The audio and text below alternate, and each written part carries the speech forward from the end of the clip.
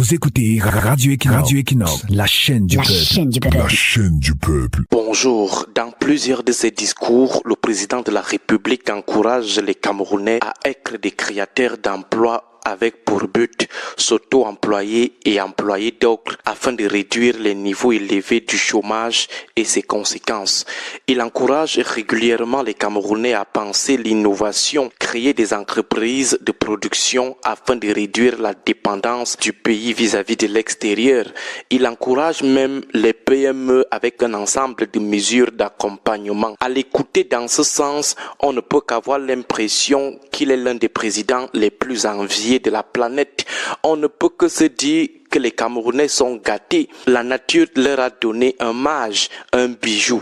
Mais lorsqu'on se rapproche des Camerounais qui osent comme le président le souhaite, c'est la déception totale doublée d'une terrible révolte. C'est en échangeant avec ces créateurs de PME, porteurs de projets pertinents, qu'on réalise que les mots n'ont de sens chez nos gens que lorsqu'il faut flatter le peuple pour mieux abuser de lui.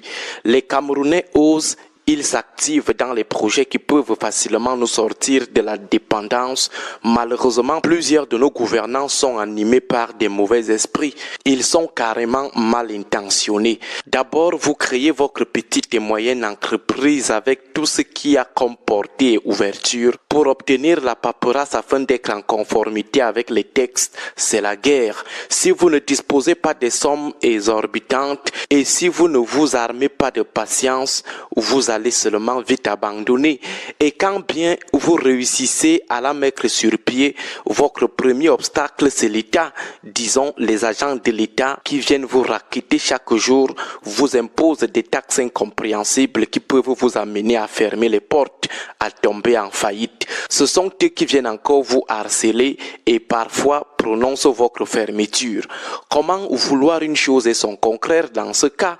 Vouloir que les Camerounais créent des structures de production et autres, vouloir qu'ils créent des emplois et être les premiers à leur mettre toute la pression du monde jusqu'à prononcer la fermeture de leurs projets. Ensuite, la question du financement. Le président annonce l'accompagnement des porteurs de projets et des créateurs de PME, mais au final, les financements n'arrivent jamais, les facilités promises n'arrivent jamais. Les maigres actions menées dans ce sens ont les yeux lorsqu'elles ne sont pas complètement détournées par ces gens qui ont le vol dans le sang. La banque des PME, qui d'ailleurs est aujourd'hui en lambeaux, finance seulement les petits copains du sérail et leurs proches. Les coopératives et les GIC sont financées en fonction des affinités familiales, sociologiques ou politiques. Généralement, il faut avoir quelqu'un devant pour voir là où l'argent alloué aux PME, coopératives ou GIC passe. C'est un partage du gâteau national par les hauts placés du 6 novembre. C'est comme ça qu'on se retrouve avec des projets, des coopératives ou des GIC fantoches qui bénéficient chaque année des gros montants. Des projets et structures qui n'existent que dans des mallettes des pontes du régime qui les créent avec des noms des proches, des prête-noms. Ce qui n'est rien d'autre que la haute corruption, les détournements des fonds publics, disons en langage plus simple qu'il s'agit du banditisme, du vol de l'argent public par nos gens. Dans ce jeu malsain, certains d'entre eux vont jusqu'à manger avec l'argent destiné à certaines initiatives privées, à certains projets ou PME. Par exemple, vous constituez bien votre dossier de demande de financement, vous multipliez des allers-retours entre votre localité et Yaoundé pour suivre le dossier, vous craignez comme ça pendant des années, vous finissez par abandonner même la chose, mais un beau jour comme ça, vous apprenez que votre dossier avait abouti, des centaines de millions débloqués, mais les gouvernants bandits avaient fini de manger l'argent là-bas en haut. Vous tombez seulement dans la dépression, c'est-à-dire ils ont mangé sur le dos de votre projet, votre entreprise, votre coopérative ou GIC.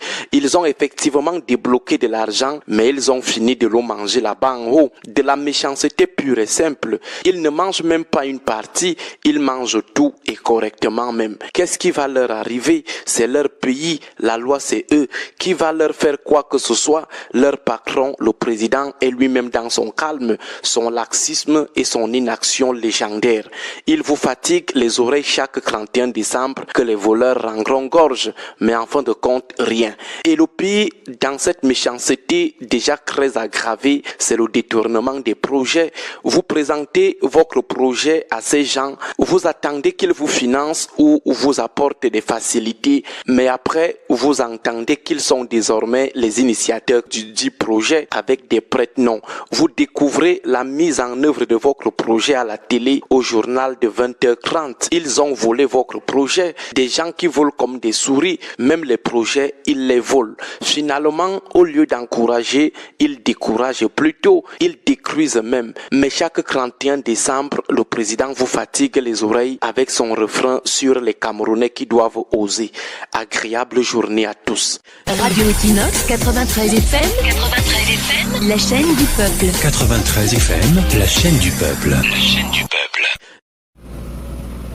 Définitivement, l'ordre de 82 a tout planifié. Le docteur Aristide Monod touche là un problème qui a à voir avec la jeunesse camerounaise. Parce qu'on parle de petites et moyennes entreprises.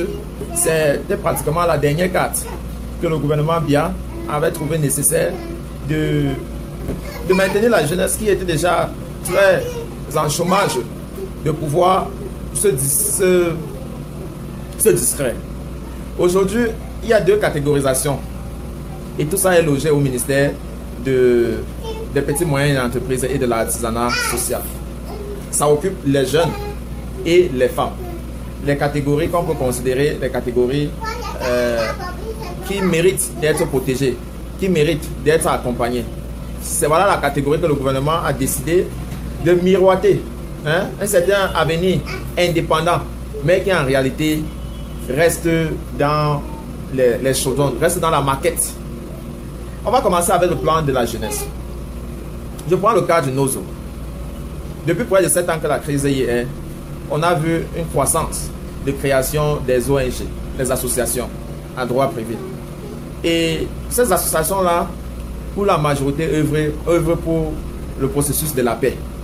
Quelle paix est d'aller recenser les victimes de la guerre qui est en cours, puis aller au chevet de quelques bienfaiteurs, recueillir de l'argent, retirer pour eux tout ça, et pour le reste, ils cherchent un peu à faire du tape à œil, puis les médias en pratique. Beaucoup se sont lancés dans cette pratique-là, beaucoup roulent le carrosse aujourd'hui, beaucoup se sont construits en passant par là. Ils sont devenus des nouveaux riches du jour au lendemain. Mais comme toute richesse a besoin de la maintenance, a besoin d'un comportement approprié, eh bien, tous ces entrepreneurs-là, une fois le projet fini, ils peinent à avoir une suite, à maintenir. Sinon, la crise aurait déjà fini dans le Nozo. Quand tu vas parler comme ça, il y a certains qui voient le verre toujours à moitié plein, qui vont te dire si ce n'était pas que ces initiatives-là, eh bien, peut-être que le Nozo serait non vivable. Et je peux vous dire, tout part d'une volonté politique. Pourquoi est-ce que le gouvernement a fait le choix d'occuper la jeunesse à travers les ONG lorsque elle sait que ces ONG ne peuvent pas en eux seuls être capables de monter les propositions de loi, d'impacter le développement local. Personnellement, je ne peux pas compter le nombre de réunions que j'ai participé où on formait la jeunesse à augmenter sa voix ou alors à devenir les garde-fous du développement local. Mais, monsieur, où sont les moyens pour toi, le jeune, d'aller vers ce pan-là? Quelles sont les mairies qui vont t'accompagner sans être sûr que tu vas les mettre au carrefour, comme on dit? Donc, c'est compliqué. Et une deuxième catégorie, c'est bien les femmes dans l'artisanat social. Pratiquement dans tous les foires qu'on organise ici et dans les festivals, les gens louent les tentes, c'est là le plus souvent ces femmes-là. Produits cosmétiques, produits de transformation, produits de cela. C'est depuis près de 2011 que je comprends tous ces discours-là, à partir des commis agro-pastoraux. Pourquoi ça ne décolle pas? Pourquoi est-ce que ça reste toujours au niveau embryonique?